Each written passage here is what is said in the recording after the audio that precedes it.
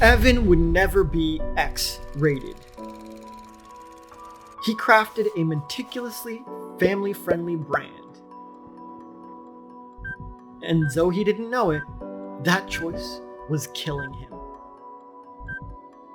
Hi, I'm J-Ryze, and in this video, you'll get my celebrity audit of Evan Carmichael's brand and ways he could improve it.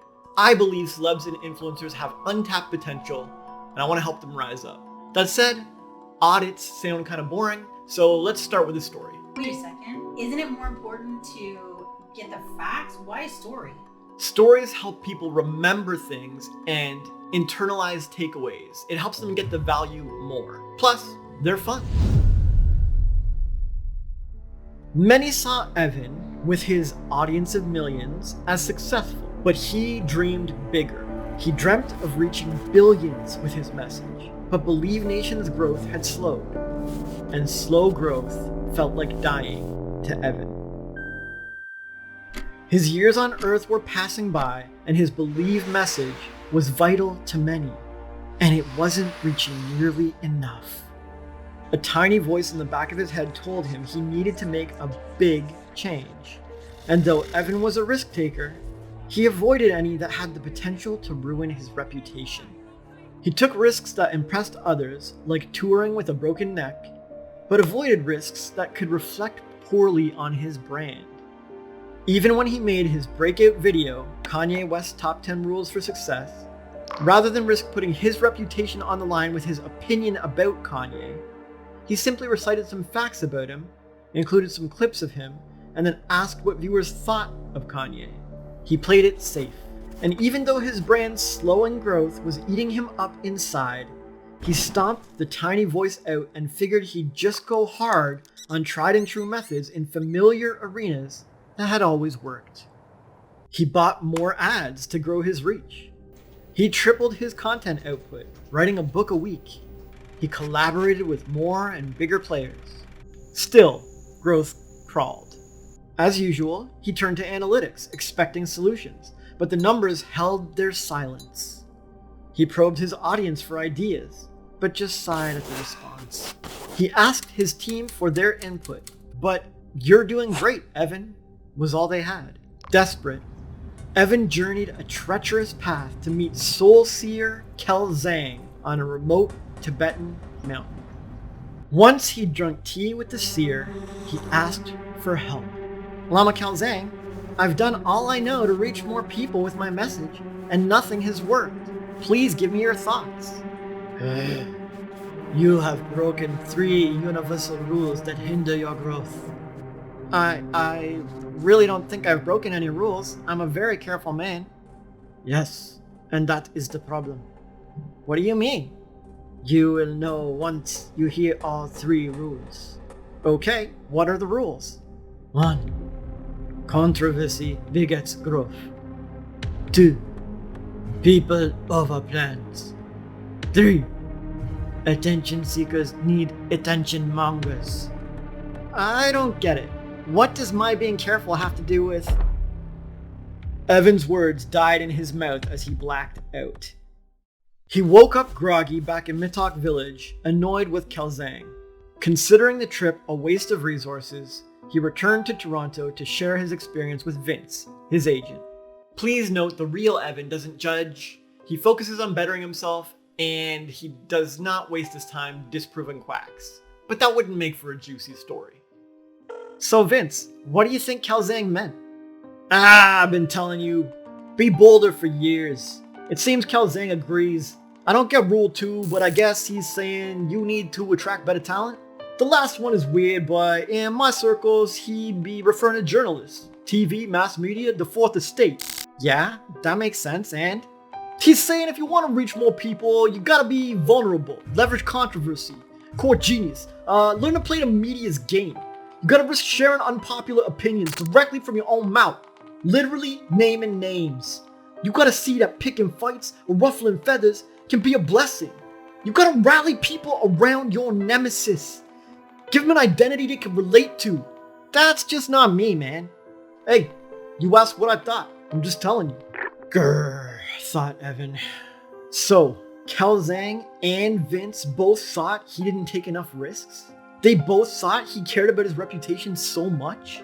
Well, he'd show them. Evan had a new mission, to prove Kel Zhang was a fraud. His first step was to make a video highlighting celebrities, brands, and companies who had grown large without controversy. Rather than put his team on it, he started researching himself. He was sure he could find a brand that had succeeded without much controversy. The Honest Company? 3 scandalous lawsuits and counting. Coke sells happiness, right? Nope. It began as cocaine, then sold Coke next to swastikas. Disney? For sure then. Nope. They play with ethnicity often, knowing it'll generate buzz. Although Evan's first attempt to disprove Kel Zhang failed, he was still optimistic and tackled Rule 2 instead. This time, he tried to find brands with a lot of reach, who had small teams or average folks in key roles. After a whole week of Googling, all he found out was that Steve Jobs spent more effort finding the right people than he did on products, innovation, or advertising. The greatest people are self-managing. They don't need to be managed. Once they know what to do, they'll go figure out how to do it, Steve was famous for saying. He also learned that Netflix champions a culture of talent density. Reed Hastings, the CEO, said, "In all creative roles, the best is easily 10 times better than average. The best publicity expert can dream up a stunt that attracts millions more customers than the average one." Evan's jaw clenched. Oh well, he still had the third rule to disprove. Onward. This was a weird one, because Evan had actually hit it big doing some media appearances in his 20s. But, as with anything that might affect his reputation, he'd gradually distanced himself from it. And he'd been doing just fine without it, right?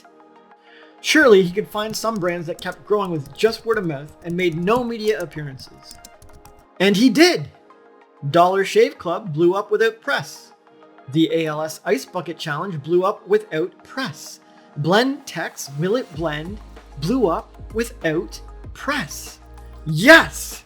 Evan was ecstatic. If this rule could be disproven, the other two likely could as well, with a little more effort. He called Vince to inform him respectfully of the progress. Evan, I don't want to burst your bubble, but all 3 of those only blew up to a point. Their real growth came when the press got involved, and all of them said yes to a good amount of press requests.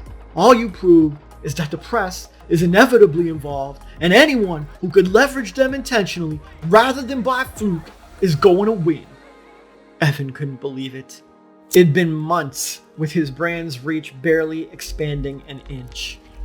He'd invested tons of effort in getting Kel Zhang's help, and even more into disproving him, all for nothing. He was back where he started. Would this story ever have a happy ending? To be clear, that was a totally made up story, but I hope you got something from it, because the rest of this audit is going to be about Evan's brand and the Oracle's 3 rules.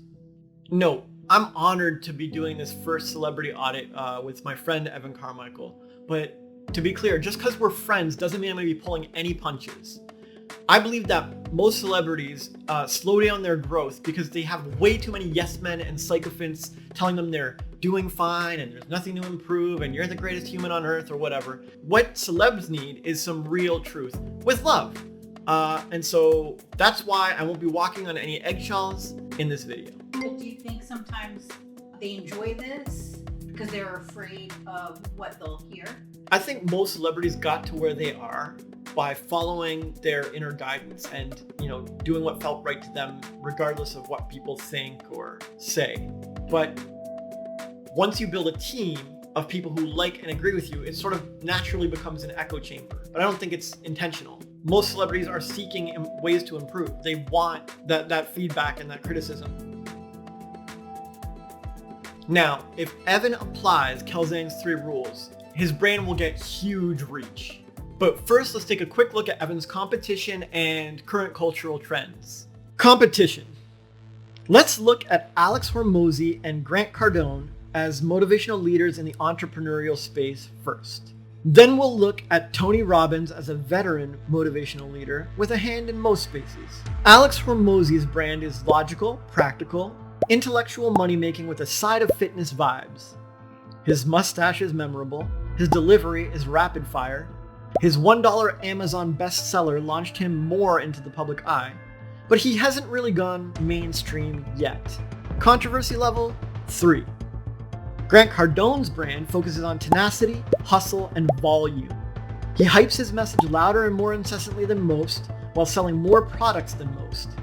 He's not afraid to be seen as a scammer, fraud, or whack job, and is fairly recognizable as a name. Controversy level 5. Tony Robbins' brand is personal development and self-help in wealth, health, and love.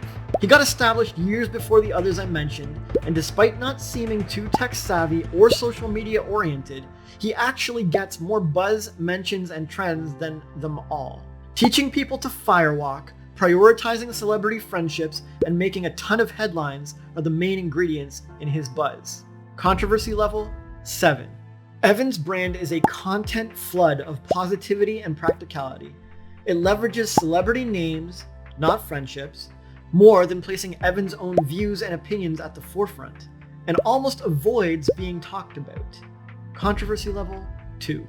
Interestingly, Alex, Grant, and Tony are all pretty ripped. Not sure if that's relevant. Okay, that was a quick look at competition. Now let's move on to the cultural landscape. Cultural landscape. I could talk about so much here. AIs, cancel culture, OnlyFans, abortions, other brewing sex-related issues. But for now, let's focus on 3 things: celebrities, headlines, and TikTok. First up, celebrities. When a brand gets to be as big as Evan's is, it becomes more about connecting with other major players in the game. So let's talk about some celebrities that may fit well with Evan's brand. Evan's gentle touch may fit well with Gary Vee's harsher vibe. They can provide some contrast to each other. Evan may fit well with Tony Robbins' sort of better yourself, believe in yourself approach. Evan's brand may fit with The Rock and Oprah's positivity. Evan's brand may cross over well with Tyra Banks. They cover different audiences, but sort of in the same empowering way. The EC brand may be a good fit for Jim Carrey, both from Toronto. Evan's brand may fit well with Josh Krasinski's Some Good News, or with Rainn Wilson's Participant, aka Soul Pancake. Evan's brand might fit well with Kanye West, someone who clearly has believed in himself in every arena and area of life from the beginning. Evan's brand may fit well with Kid Cudi, connecting and bonding over the show How to Make It in America. Evan's brand may fit well with Justin Bieber, the BIEBER movement. So 2 Believe guys, both from Toronto. Do you mean celebrities like entertainment celebrities, or do you mean celebrities that are in the same space as Evan? It could be a celebrity in any space, right? The idea here is to share audiences. So you want to expand your reach, you want to reach different audiences. It could be just someone else in the same space who has some audience overlap, or it could be someone in a totally different space with no audience overlap, or very little. Headlines. Headlines make hits. We live in a culture of headlines. Maybe we always have. David Ogilvy, Upworther's Peter Keckley, and Kim Kardashian all know this, and they use it to win. The fact is, headlines, titles, and clickbait are linchpins of reaching people with your message. And they're all just words that mean the first eye-catching text a viewer comes across. So, you either leverage headlines in your favor, or your brand languishes in obscurity. TikTok. Though there's concern over China's data collection through TikTok, it has been blowing up lately. It's quite a unique platform, and short, looping media has nuances. And if you're aiming to win on TikTok, you may want to ask yourself some questions. Is your video team studying great, successful, short-form video editors like Logan Paul's Hayden Hillier-Smith, or Gary Vaynerchuk's video editor, Caleb Ralston? Does your video team study anyone? If so, who? And once you're nailing the TikTok format, the next question is, are you leveraging TikTok's trending songs, dances, and audio clips, or are you avoiding them? It may be worth following @WaveWild or someone else to keep a finger on the pulse. In fact, it could be worth making a system to quickly master new social platforms, since there will always be another trendy social platform to capitalize on just around the corner. Are you willing to use cheesy tactics like intentional misspellings? TikTok sees all engagement as equal, so a bunch of users tearing you apart for misspelling a celebrity's name can make you go viral. TikTok's a big topic if you want to dig into it, but the 3 rules I mentioned earlier will apply to your entire brand across all platforms. So now that we've covered some cultural trends, let's get into the rules. For each rule, I'm going to use a light metaphor because the brighter your light is, the further your message goes and the more people can see it. What were Kelzing's rules again? Controversy leads to growth, people over plans, and attention seekers need attention dealers. 1. Controversy leads to growth. I'm going to give you a perfect cliche for controversy that you've never considered. Ready? Playing with controversy is like playing with fire. If a caveman misused fire, they got burned. If a caveman leveraged fire, they fed the entire tribe. The same goes for controversy. Misuse fire controversy, and your brand turns to ash. Leverage fire controversy, and your brand warms the world. Controversy is a powerful blessing, and it's up to you to step up and use it well. If you're timid, you get timid results. If you're bold, you get bold results. So boldly play with the fire of controversy, and know that if you still have doubts, they stem from common fears. People fear controversy for 3 main reasons.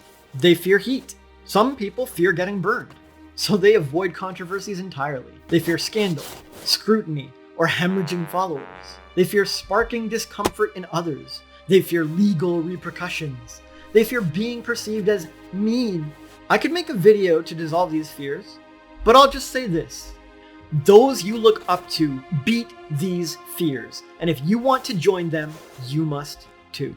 Yes, many controversies downspike your followers briefly, but like most spikes, it doesn't matter. What matters is the trend of your brand across years. Using controversy well trends your brand up, despite down spikes. Ask yourself, will I let down spikes stop me from creating my biggest growth trends ever? They fear starting fires. People say, I'm not controversial, or I don't like creating drama. But they're all wrong. Controversy, like fire, can be started by anyone. It just takes the right ingredients and effort. Picture a geek who loves painting balsa wood planes. Nothing controversial about that, right? Now picture him making replica twin towers and flying balsa planes into them. Now picture him intentionally sharing his creation with FEMA, the Washington Post, and Hassan Minhaj. They fear lacking firewood. People say, I have no controversial opinions. But it's just an excuse. Everyone can come up with controversial opinions that could level up their brand, but most avoid or even bury their fire opinions. If you're new to controversy, you may need baby steps. Don't start by making a statement about COVID or Trump, but do go as big as you're comfortable, even if it's small. Use something you're comfortable owning in your life and gradually own bigger things in the face of bigger haters. In Evan's case, touring with a broken neck can be a controversy if it's thrust in the right faces with the right angle. Anti-hustle culture folks would hate it, for example. Self-care and health nut types would call it out as a bad example for others, but none of those people saw it. Another example. Being misunderstood by J.K. Rowling can be a controversy if instead of waving it away, you hold it up as an example of the little man misunderstanding the believe message. But only if you found a campaign on it and show it to people likely to make a big deal about it, instead of hand-waving it away. Here are just some made-up examples. Wish your own audience would take more action? Say it, call them out, be controversial. Believe short-form content is keeping people small and stopping them from learning? Step up and own it. Be controversial. Think gaming helps entrepreneurs more than college? Let journalists know. Be controversial. The point is that controversy isn't bad. Controversy makes the world go round. Controversy is just anything that spikes above the noise and fluff of our crazy digital world. It's something buzzworthy that a good chunk of the population loves and a good chunk of the population hates. A couple good controversial pieces will bring you more interviews, more photo ops, more reach, more reviews, more buzz, more scale, more. What if Evan were to make less content but have it more controversial? The amount of content doesn't really come into play about this rule. You can take person A and person B, and they can both put out 5 pieces of content, and person A's are all non-controversial content, and person B's are 5 controversial pieces of content. The one with the controversial pieces of content is gonna have better results, period. They're gonna have more reach. That's a big factor for more reach. Now, you can increase your chances and your eyeballs and your traffic with more content. This is a whole other topic. Like, content amount is an entirely different video. So I'm just gonna stay focused on controversy for this one. And controversy has a compounding effect because people cling to and share what they're familiar with. They adore the familiar, the comfortable, anything they've seen. If they've seen you even once on some random podcast or show or cameo or whatever, they're way more likely to engage with you and dig into your message. Controversial narratives have helped legendary achievers for centuries. Controversy is a key ingredient in making your message go way beyond your core audience. Derek Thompson, author of Hitmakers, said, "For something to go big, it has to be interesting to those beyond your immediate audience. The audience of your audience." A controversial narrative reaches more people. A controversial narrative touches more people. A controversial narrative changes more people. Narrative in general is the main way to change people. It's why songs touch us. It's why movies move us. It's why headlines grab us. A bland narrative doesn't travel far. A controversial narrative is buzzworthy, powerful, and like fire, it spreads. A non-controversial narrative is dead, lifeless. It fizzles out, doing nothing and wasting all the effort poured into it. Controversy, just like fire, can be positive. Caitlyn Jenner's controversy opened doors for a lot of people. Rosa Parks' controversy opened doors for a lot of people. Jesus' controversy opened doors for a lot of people. And controversy, just like fire, can be different sizes. Small controversies, basically a campfire. Medium controversy is like a bonfire. A big controversy is like a wildfire. And each of these controversy fires can burn you or someone else along the way. But if you fear that, then your message will stay small and stagnant. If we look at Grant Cardone, Alex Hormozi, and Evan Carmichael, we can ask ourselves, who has the most valuable message out of those 3? Okay, so take your answer, but who has the most buzz though? The most reach out of those 3? And lastly, ask yourself, who has the most controversy? My point is, you could have the most valuable message around, but your reach level is a side effect of your controversy level. Evan's video, Kanye's Top 10 Rules for Success, was fairly controversial, and it also fairly increased Evan's reach. Food for thought. Here's a tactic to apply this rule that I'm tentatively calling Tentroversy. Brainstorm 10 juicy secrets, 10 bold opinions, and 10 people or groups whose feathers you could ruffle. Rank them on a 5-star scale of likely impact in one column and how comfortable you are sharing in the other column. Choose one and make it your leading controversy campaign. Then throw it in people's faces as often as possible in your content. A controversy is useless unless it clashes with enough of the right eyeballs. For example, one controversial thing about me is they call me the Bimbo Whisperer. That's a controversial name, controversial label, but that controversy is useless until it gets in front of the Christian subreddits or the feminism forums, some journalists with an agenda. Controversy can be a blessing and a resource, but it's incredibly easy to waste, ignore, dismiss, neglect, and then you lose out on the fast growth that it brings. If I want fast growth, I have to let those groups know that I'm the bimbo whisperer, not hide in some corner of the internet or stay in my echo chamber with my core audience. If you still let your fears steer you away from controversy, try interviewing others and sparking their own controversial views out of them. Then share those. Do something, anything, to inject a little more controversy into what you're creating. 2. People over plans.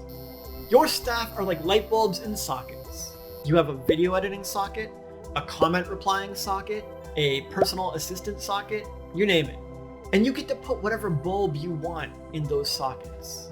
But not all bulbs are created equal. And the brighter the bulb you put in each socket, the brighter your brand's message, reach, and light. Steve Jobs and Reed Hastings learned how to find bright bulbs and prioritize them. They also knew how to replace dim bulbs efficiently. This didn't happen by accident. They had to change how they approached hiring, training, and firing drastically.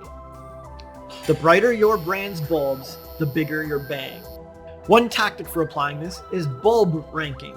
Notice the brightness of your bulbs by doing the following exercise.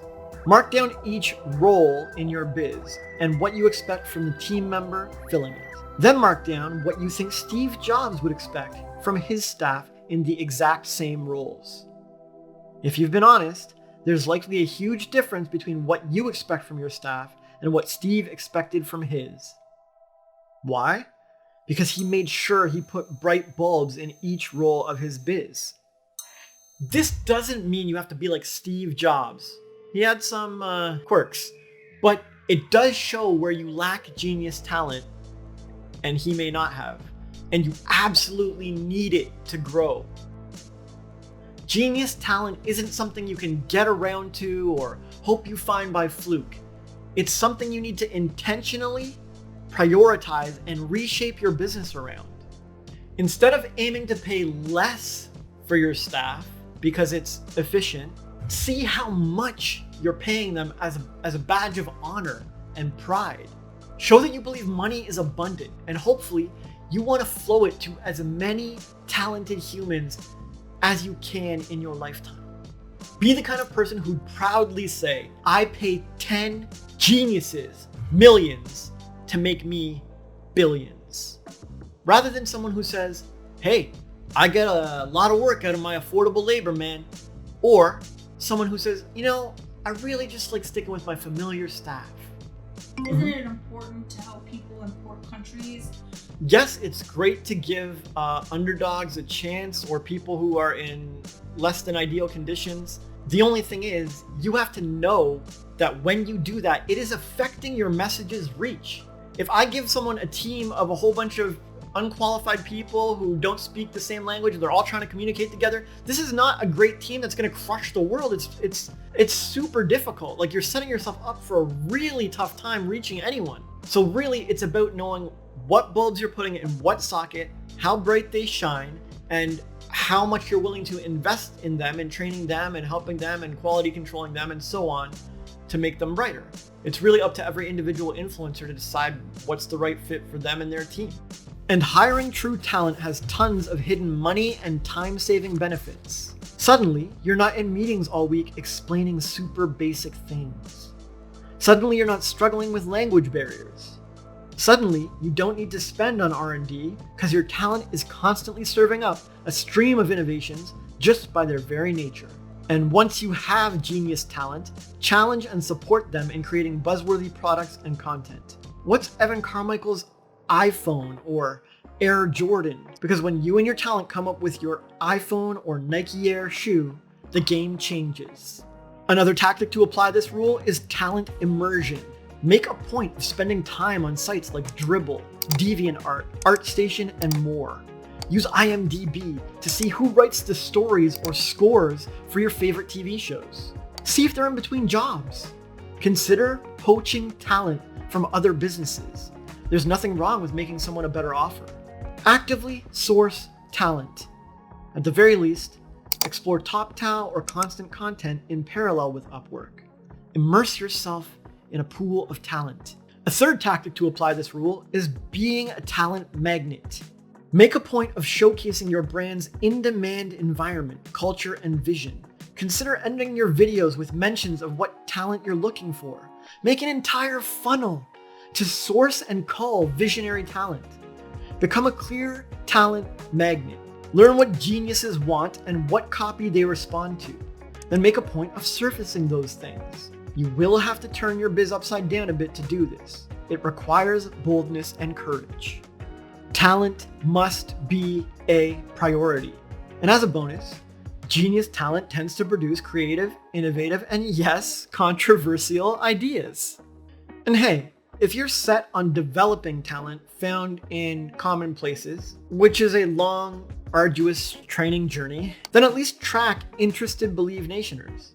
Track anyone who likes your stuff X amount of times, or someone who comments insightfully Y amount of times, or super sharers who share you Z amount of times. When one of these people gets flagged, personally invite those engaged, talented folks to Movement Makers or something so they can talk to Evan. Then in Movement Makers, maybe you hold targeted contests to sort of weed out the talent. And if you still don't want to do any of that, and you want to stick with serviceable bulbs, at least invest in quality control managers for them. 3. Attention seekers need attention dealers. You're playing an attention game in an attention economy. Whether we're talking about summer blockbuster movies, Twilight fanfiction, or even League of Legends, word of mouth isn't the key reason something goes viral. Attention dealers are. The main reason a brand goes viral is because some broadcaster or influencer somewhere deemed that brand juicy enough to share with their audience. And doing that blew them up. It's far wiser to intentionally court these major broadcasters rather than bumble into them by fluke or pray word of mouth reaches them someday. So ask yourself, who are the biggest attention dealers around? It's tempting to say that celebrities are, but nope. Just like basketball players are assets to the NBA, the owners, the association, celebrities are assets to the media moguls. Media outlets are the biggest attention dealers in the game. So learn what they value and then serve it up to them. So we're told that YouTube is the new media. When I say the media, I mean the media moguls who own such vast networks and control so much money that if they want something known, it is instantly known. That doesn't happen on YouTube. The head of YouTube isn't going to say, you know what? Logan Paul's getting big today. I'm spreading the word about Logan Paul. That's the new narrative. Evan could make friends with the head of YouTube and it still wouldn't change anything. But Evan could make friends with the head of NBC and it's going to change a lot of things. Even if it doesn't feel like you at first. If you want to grow, you absolutely must find overlap between your mission and the media. A lot of educational, uplifting brands have trouble with this. They want to uplift and educate, which is wonderful, but their over-focus on that keeps them small. Isn't over-focus a good thing? Why would that keep you small? Focus is great. Over-focus is not. A businessman who over-focuses on his work will lose his family. A family who over-focuses on one child will alienate the others. A brand who over-focuses on organic word of mouth loses out on the media. They don't get that today's gossip is tomorrow's headline. They don't get that entertainment is medicine. Entertaining stories, not education, are what people buy. Entertaining stories, not products, are what people buy. Entertaining stories, not your message, are what people buy. Whoever tells the stories of a culture governs human behavior. It used to be the parent, the school, the church, the community. Now it's a handful of global conglomerates. George Gerbner. If a person is hiring a plumber to unclog a drain, they're buying a story where they've overcome the clogged drain, and they'll share that story with someone that same week. Stories sell. And if you're not selling yours to media outlets, the biggest buyers around, you're crippling your reach. Because entertaining stories change a person's beliefs about themselves. If you tell a great story about your uplifting message, they'll believe in your uplifting message, buy it, and share it. Entertainment is the spoonful of sugar that makes the medicine go down. It's the enticing display in the shop window that gets people to enter the shop and explore deeper. The EC brand's reach will suffer unless it serves up some degree of entertaining stories to the media. Upworthy understands this. Participant understands this. Though they wanted to focus on good news, they realized they had to become their own media outlet. They realized they had to sell drama, emotion, story, and attention as packaging for their positive messages to really reach more. This is because the vibration of society is about consuming entertainment, not self-betterment. This is why shows like Silicon Valley and Shark Tank are well-known names, while name-dropping Grant Cardone or even Gary Vaynerchuk at a party may get you blank looks. Entertainment has far more reach than education or even motivation. This is just a fact of humanity. The media knows that entertaining drama is a reach amplifier, and it's their main focus. They know that drama is a necessary part of life. They know drama is power, and they use it to influence the entire globe. Sleep on that power at your own peril. The media wants juicy story angles, and they want people hand-delivering those to them. You can either serve it up to them and benefit from their reach-amplifying magic, or you can try reaching the masses without them. Personally, I highly suggest you get in the ring. A tactic to apply this rule is something I call juice storming. Make a list of your top 3 stories that might interest the media. Then, brainstorm 10 juicy headlines with creative story angles for each. Choose the best headline for each story, and then pitch those stories to 100 targeted journalists and PR firms. Your best headlines and story angles will find a balance between bold newness and comforting familiarity, because people tune out things that are too familiar or easily categorized, and they recoil from things that are too new, strange, or unfamiliar. If you don't want to do that, then hire a talented publicist to do it for you, or at least take stands controversial enough to inspire members of Believe Nation to tell their reporter friends. Bonus. One other way to raise your reach is to create deeper emotions and more permanent changes in people. But emotional depth, change permanence, and peak moment engineering is a whole other video. Final thoughts. The EC brand, in my opinion, needs to focus on and prioritize visibility. It already has great word of mouth.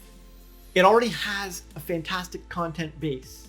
It already has efficient systems. The next step for growth is upgraded attention, visibility, and relevance. It's upgraded entertainment, buzz, and broadcasting. It's having a controversial impact, talented staff, and attention dealers on board that take a C-list celebrity to a household name. It's being more of a badass. And to do that, you'll have to immerse yourself in the world of publicists, copywriters, propagandists, Hollywood execs, speechwriters, campaign runners, journalists, media moguls, and more. You'll need to play a new game in the attention arena, one you may be unfamiliar with. And if you've not been putting much attention on these things, if you're consciously or subconsciously avoiding them, you gotta ask yourself why. And ask yourself, how many days am I going to let pass without applying these things to my brand? And ask yourself, are there any secret fears or blocks I'm allowing to stop me in these areas? Answer these questions honestly, start applying fixes, and watch your brand blossom and your message explode. The point of all this is, I believe Evan can apply the Sears rules even if they seem a bit challenging or unfamiliar at first. Even if the rules seem a bit risky at first glance. Because that's the thing about things that seem risky. Everyone stays away from them, but the people who master them win. Success is risk. Playing with fire is risk. Life is risk. You can reduce risk to make growth smoother and more consistent, but reducing it too much actually kills your growth. I believe Evan can handle the risk involved in applying these rules, and that if he does, he'll become a household name with his Believe message reaching billions. I believe my playful Evan Carmichael versus the Sears story can easily have a happy ending, one where Evan doesn't fight the rules, but embraces them, and then rises up because of it. But I'm curious, what do you think will happen?